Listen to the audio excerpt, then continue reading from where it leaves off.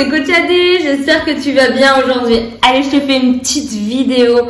Honnêtement, je suis certaine qu'elle va t'aider.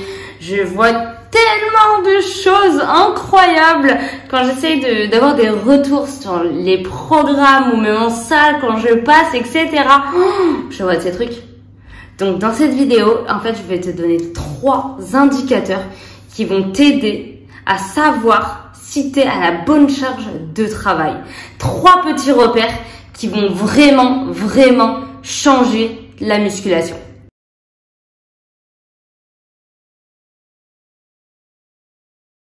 En fait, comme je disais, je vois tellement de trucs aberrants. Genre, je sais pas. En plus, ce qui me fait vraiment de la peine, c'est que les gens qui s'entraînent se donnent vraiment les moyens d'y arriver. Vraiment, ils se donnent incroyable. Et en fait, tu te rends compte juste qu'ils sont pas à la bonne charge. Mais c'est vrai, comment on sait réellement qu'on est à la bonne charge de travail? Donc, dans cette vidéo, je vais te donner 3 indicateurs, des petits indicateurs hyper simples à savoir. Bien sûr, il n'y aura pas d'ordre, hein. Ce sera pas lui, le premier, il est mieux que le troisième. Non, il n'y a pas d'ordre. Je vais te les donner dans l'ordre qui vient. Et vraiment, c'est des choses qui vont pouvoir améliorer tes séances, mais vraiment un truc de fou, quoi. Donc déjà, le premier indicateur, vraiment simple, très simple, et que tu vas pouvoir constater directement, c'est vraiment la vitesse, la fluidité d'exécution. Si tu vois que ton mouvement est rapide, tu remontes, une flèche la meuf, mais c'est que c'est trop léger en fait, c'est beaucoup trop léger. Ou si tu contrôles pas ta charge, tu prends, boum, tu t'affaisses sur ton squat, tu vas hyper vite à la remontée, enfin c'est de l'eau le truc. En fait c'est que c'est beaucoup trop léger. Donc ça, cette partie-là fait partie de ta montée en gamme. Ta montée en gamme, qu'est-ce que c'est? J'explique parce que je vois encore des gens qui n'en font pas. Les montées en gamme sont déjà obligatoires, je signale. C'est vraiment important de faire une montée en gamme. On va prendre l'exemple du squat, par exemple. Mais sur tous les gros mouvements, même sur la presse, surtout, que ce soit une machine ou quoi que ce soit, les exos où tu vas charger lourd, il faut faire une montée en gamme. Qu'est-ce que c'est? C'est donc la montée en gamme où tu vas commencer par exemple barre à vide à t'échauffer sur ton squat, toujours hop, tu fais 3-4 répétitions en faisant pas 20, ça sert à rien. On va partir sur une base de entre 3 et 5 répétitions, et 6 répétitions suivant, tu es en pleine forme. Tu prends barre à vide, ensuite tu mets 10 et 10 de chaque côté ou 5 et 5, ça dépend encore une fois de jusqu'à quel poids tu vas aller. C'est sûr que si tu vas jusqu'à 140 kg en back squat, fais une montée en gamme plutôt rapide, tu peux sauter un peu des charges, alors que si tu as montée en gamme elle va jusqu'à 30 kg, déjà tu sais que ta montée en gamme elle sera beaucoup plus simple et beaucoup plus courte. Donc voilà, ça va dépendre encore une fois du poids que tu mets sur ta barre en finalité pour avoir ta barre de charge, ta barre où tu vas faire tes séries avec. Mais d'abord ta petite montée en gamme progressive au niveau des charges. Donc je rappelle, une fois que tu as fait ta montée en gamme, c'est durant cette montée en gamme que tu vas choisir ta charge finale de série. Et donc tu vas te rendre compte avec les 3 indicateurs que je t'ai donnés. Je t'ai déjà donné le premier, la fluidité, la rapidité. Donc si tu te rends compte que là, à ce moment-là, peut-être à 45 kg, ça commence à être moins fluide, des séries beaucoup moins rapides, tu fais tes 3 reps, ça commence à être beaucoup plus lent, plus contrôlé, plus juste. Là, tu te dis, on s'en rapproche. Mais c'est pas qu'avec un seul indicateur qu'on peut trouver réellement sa charge de série. Donc, c'est vraiment très important d'avoir les trois repères pour bien choisir sa charge. Donc, une fois que tu es sur une charge où la fluidité et la rapidité sont un peu moins présentes. Tu vois déjà que tu galères un peu pour remonter, etc. C'est plus compliqué. On va faire entrer l'astuce numéro 2, le repère numéro 2, qui est la fréquence cardiaque, la respiration. Il faut qu'à la fin de ta série, ton cœur il commence à envoyer des watts, tu vois. Vraiment, tu commences à transpirer, ton cœur il s'emballe un petit peu. Je dis pas non plus que t'es à 800, mais tu commences vraiment à avoir une fréquence cardiaque plus élevée. Tu commences à être essoufflé, tu commences à être fatigué. Et là, Là, on se rapproche vraiment de ta charge d'entraînement.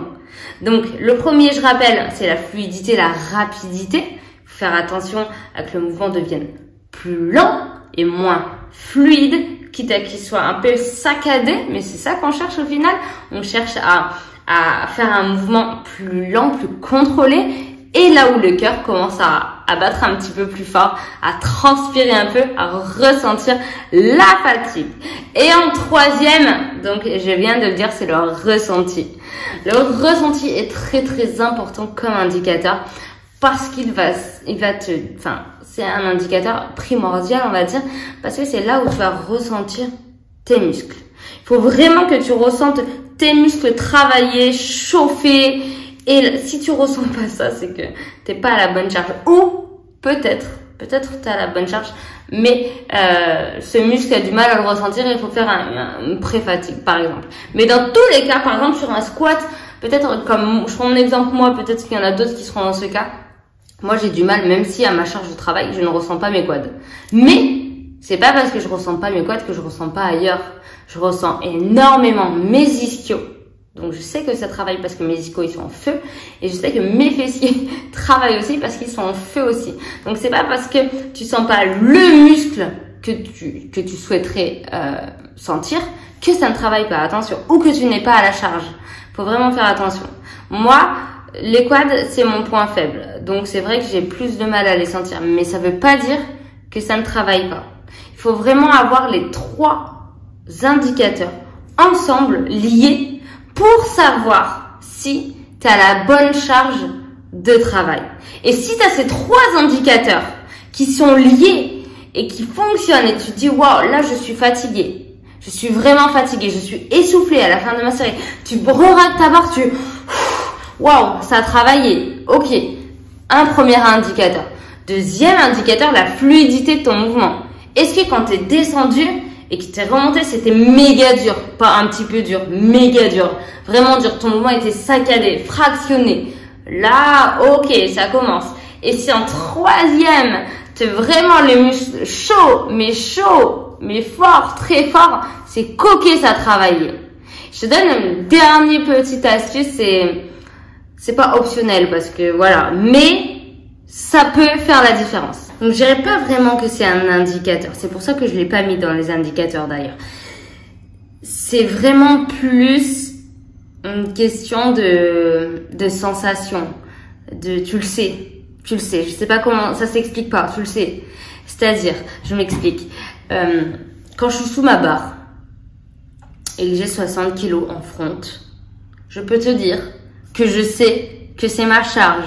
Je sais que c'est ma charge parce que si quelqu'un me dit, Adé, vas-y, viens, on essaye 1,5 de chaque côté. C'est pas beaucoup. Ça fait 2,5 kg.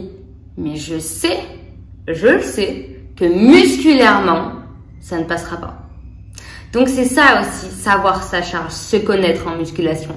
C'est vraiment quand tu sais que c'est pas possible, que tu passeras pas la barre d'au-dessus, tu sais que tu as la bonne charge. Par exemple, là, j'ai un exemple d'une fille que j'entraîne très bien. D'ailleurs, coucou, tu vas regarder la vidéo, je le sais. Je te citerai pas, mais tu vas te reconnaître. Elle était à 40 kilos. Elle a fait un back squat 40 kilos. Elle me dit, j'ai regardé ta vidéo précédente et j'ai rajouté de la charge. Ok, très bien. Donc, ça veut dire que dans sa tête, elle savait qu'elle pouvait mettre plus lourd, tu vois. Et c'est ça la différence entre quelqu'un qui est en sous-charge et quelqu'un qui a sa charge. Quelqu'un qui a sa charge, il sait que c'est pas possible. Pas durant cette séance. Dans une prochaine séance, oui, il sera prêt à mettre plus lourd. Mais pas dans cette séance-là. Et là, c'est à sa charge. Alors que la personne qui n'est pas à sa charge, elle va se dire, allez, pourquoi pas, j'essaye 5 kilos de plus, 5 kilos de plus. Et au final, la personne, elle est montée à 55 kilos. Alors qu'elle était à 40 kilos. Et en fait, du coup, ça fait un bond de 15 kilos quand même. C'est énorme.